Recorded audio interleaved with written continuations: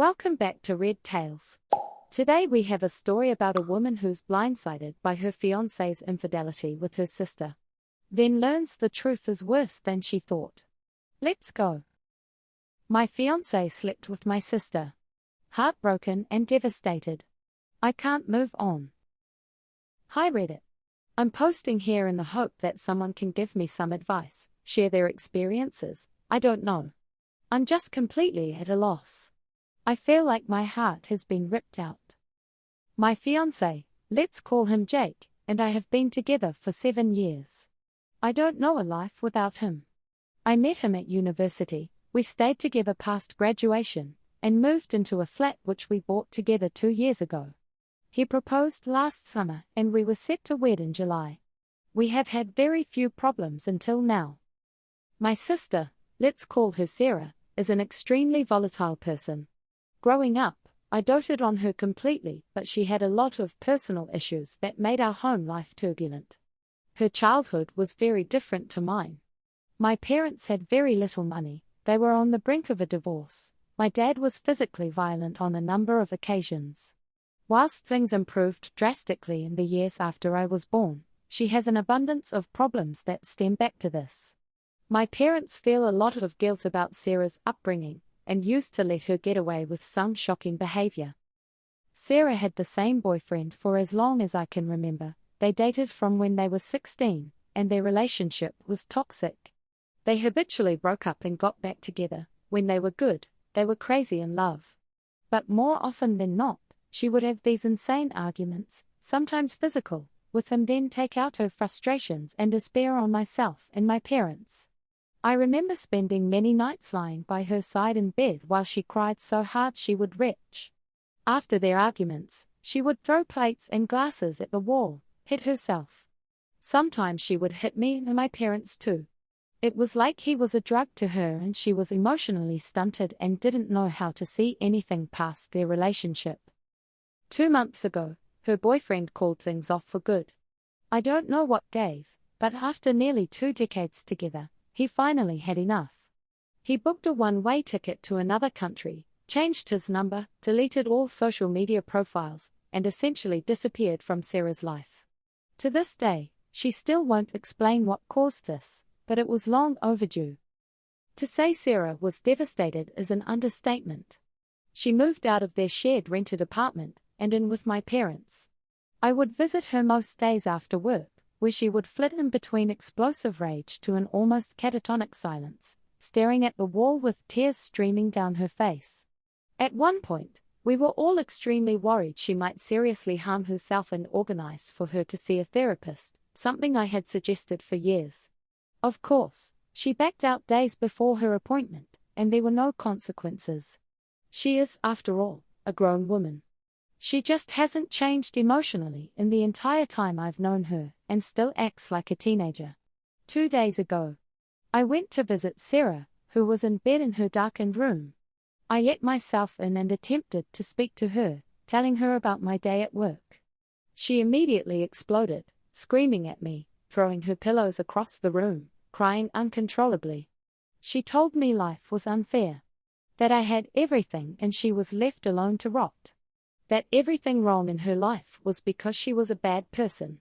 She hurt her boyfriend, she drove him away, she's ruined our family, she fucked Jake and didn't even feel guilty at the time. I initially thought I'd misheard her, but then she said it again. It was like she had poured a bucket of ice water over me. I silently left, shaking.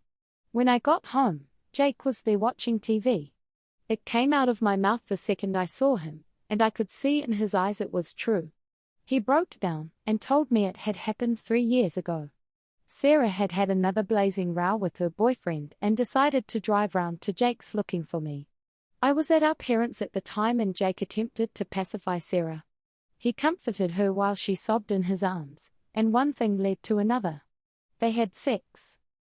I packed an overnight bag while he followed me from room to room, sobbing and telling me it was the worst mistake of his life, that he still has no idea how it happened. That he felt unbelievably guilty the second it was over, that it feels like it wasn't even real. I left him in the doorway begging me not to leave.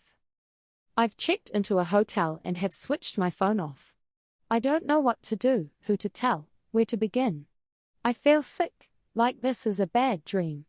My heart feels like it's been ripped into a million pieces. For all of Sarah's faults, I love her more than anything. It's the two people who are more to me than anyone else in the world. How the fuck do I move on from this? I feel like I'm in a bubble. I don't know what's going on in the outside world. All I do is cry and sleep in this room. Someone please help me make sense of this. Dear, my volatile sister recently went through a breakup after a 16-year relationship with the love of her life. She is severely depressed and almost catatonic. I went to visit her one day only for her to explode and tell me she slept with my fiancé 3 years ago. He admitted it was true and I haven't spoken to a soul since. I have locked myself in a hotel room with no plans of ever coming out. My heart is shattered into a million pieces and I don't know what to do. Here's OP's first update. It has only been a day or so since I made my post, but it feels like I've been in that hotel room for weeks, crying in the dark buried under the covers. At some point this morning, I decided to draw the curtains open and let the sunlight in. I went and sat on the balcony and switched my phone on for the first time. It started ringing within 30 seconds. It was my mother, who burst into tears as soon as I answered. Her and my parents had obviously been desperately worried. This is the longest I have ever gone without contact, and had even contemplated calling the police had I failed to contact them by this evening. My mum informed me that as I was walking out of Sarah's room, down the stairs, and out the front door, Sarah was screaming and wailing that she's sorry. Funnily enough, I didn't hear this. I don't know how. I think I was in such a state of shock that I couldn't process anything around me. Honestly, I can't even remember the drive home.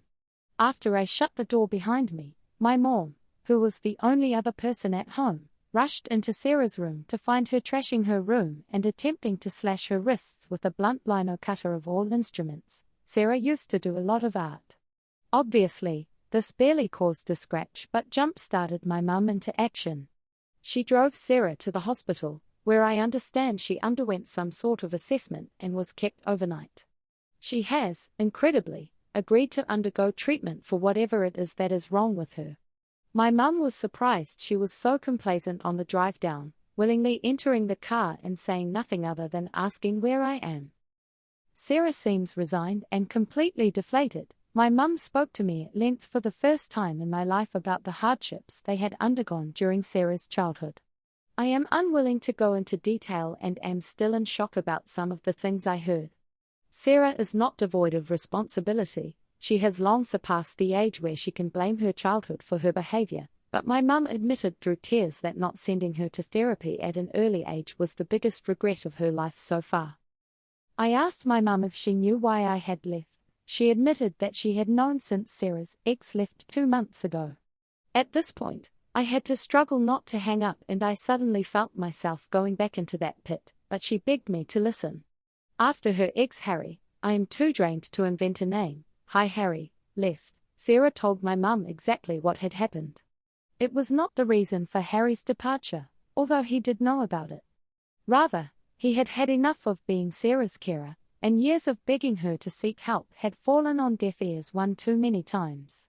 When Sarah informed my mum told Sarah I have to know immediately.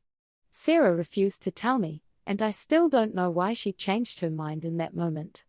My dad doesn't know for anyone wondering and thinks I've left as I've also finally had enough of Sarah's behavior. Now here is where the home truths came out. I asked my mum if she knew the details. She was reluctant to tell me anything, stating that it had happened and that was all I needed to know.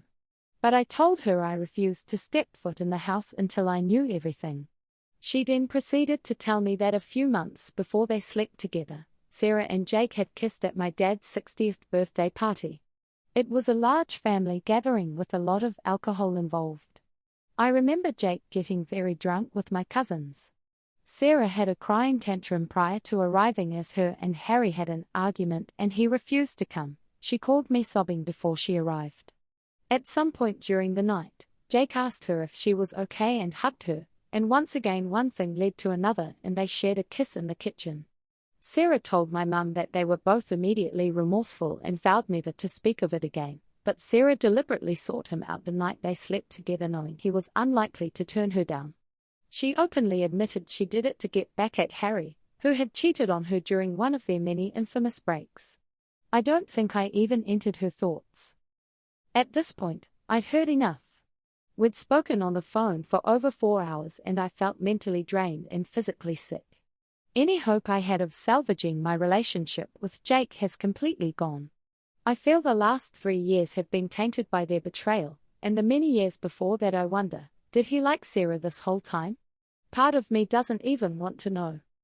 It's worth noting he has made absolutely no attempt to contact me other than a single text stating I'm sorry.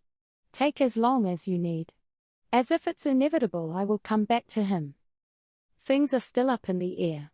I don't feel ready to check out of the hotel as I don't know where I'm going to go next. I feel my relationship with my mum has been rocked by these revelations. I don't know what's going to become of Sarah. I have no idea what I'm going to do about me and Jake's flat, where I'm going to live. I don't even know if I have a job anymore. I just haven't showed up to work. But I know the truth and the smallest part of me is grateful for that. The rest of me is consumed by a pain I never imagined possible. I guess there's nothing else to do now except wait and see how things unfold. But reading through your comments and messages have been more help than you can imagine. Thank you, thank you, thank you. And for anyone who has ever experienced symptoms like Sarah's, or has been around someone who is so visibly troubled, I beg of you, seek help before it's too late. TL, dear, I had a 4-hour conversation with my mum, who not only knew about Sarah and Jake, but informed me that they had shared a kiss a few months prior to the event. I am still in the hotel, still heartbroken, and have no idea what to do next. The only saving grace is that Sarah has agreed to treatment and will not be in my life for the foreseeable future. Now, on to OP's final update. Hi everyone. I thought I would make a final update to my original post and update, as I received a lot of messages over the last few days wondering how I am over the holiday period.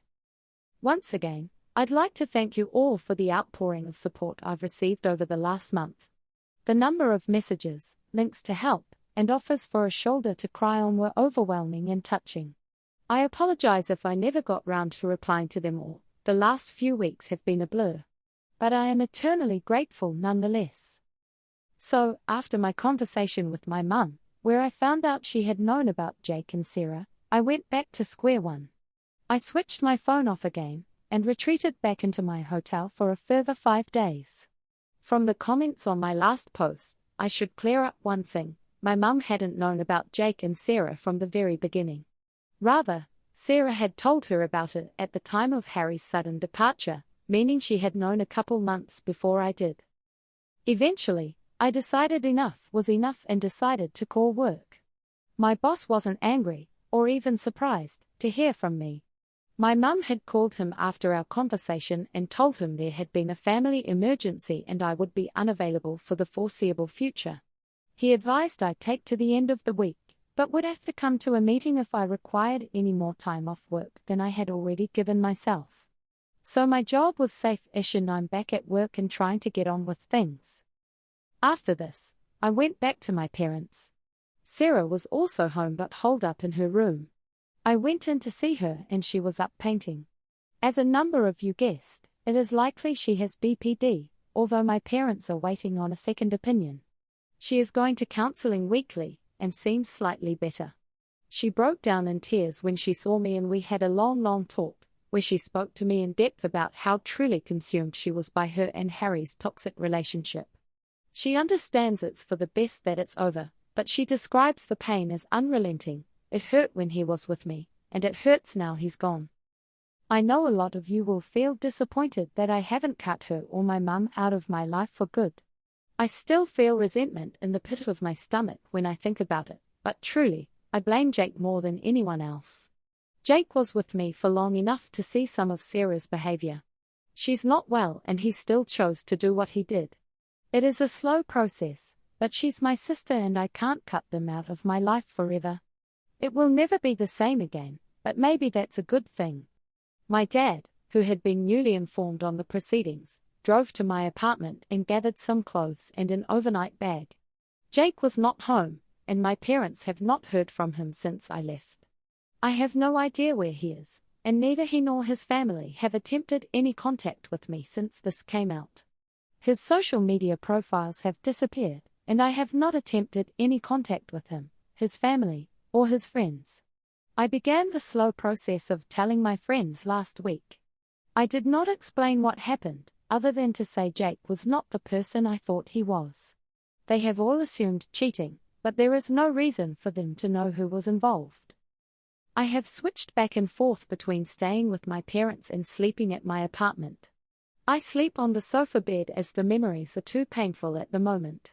I am in the process of looking into selling the place, however, this means contacting Jake at some point in the near future as the apartment is joint-owned. I will cross that bridge when I feel a bit stronger. Christmas Day was a strange and sad one for both myself and Sarah. But we spent it as a family, and for the few hours we were sat around eating and watching movies, the pain was dulled even a small bit. As we were flicking through the various movies and TV episodes we'd recorded, I came across a scene that stuck with me, a scene that ended with the words, "La familia es todo." I still spend most days with a hole in my heart. It hurts more than anything I've ever felt in my life, but it's getting better. I know I've got a long way to go, but for the first time I'm confident I'll get there. TLDR, Jake has disappeared without a trace. Sarah is in treatment. My heart still hurts, but I'm finally starting to get better. That's the last we hear from OP. I'm glad she's started moving on and working on being happy. Her sister should have been seeing a psychologist early on, and both of her parents should feel guilty about not making it happen. She clearly suffers from what appear to be manic episodes, possibly due to bipolar disorder. That doesn't excuse her behavior, though. As an adult, she needs to accept that she has an illness, accept treatment, and stick to the treatment plan she would receive, including therapy and taking her prescribed medications. Hopefully, this triggers real change for her so she can relieve her own suffering as well as that of those around her. OP's ex is lucky she decided to keep things quiet. He knew about the sister's issues and still didn't stop it. It never just happens. He made choices, excuses, and then ran away. They are all better off now that he's gone. That's all for Red Tales today. This one was a bit longer than usual, so thanks for sticking around. We hope you enjoyed it. If you did, like and subscribe to get more videos like this one. Have a wonderful day.